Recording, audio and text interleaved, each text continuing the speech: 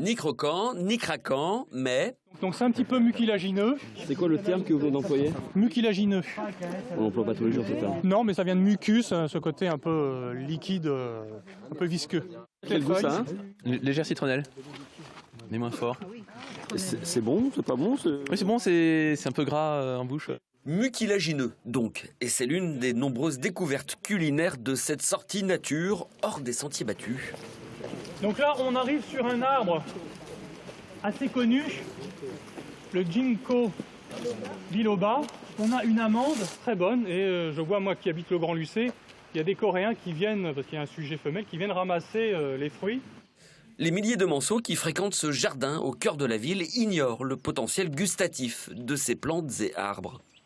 Même les jardiniers qui travaillent dans ce jardin-là, quand je leur ai dit, ici j'en ai trouvé plus de 40, donc presque 50 et quelques, qui sont comestibles, en dehors des autres usages qu'on peut avoir, hein, de médicinal entre autres, eh bien ils étaient eux-mêmes déjà étonnés.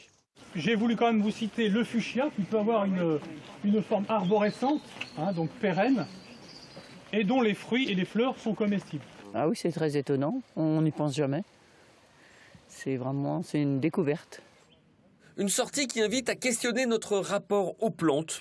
Une sortie qui invite à la curiosité aussi. Il y a des variabilités même dans une espèce. Et moi, j'invite toujours à demander si on sait que c'est pas poison, il faut goûter. Oui, j'encourage à tout goûter. Alors évidemment, ici dans un jardin botanique, on me tend la perche en me disant que j'encourage à venir ponctionner et cueillir dans le jardin des plantes.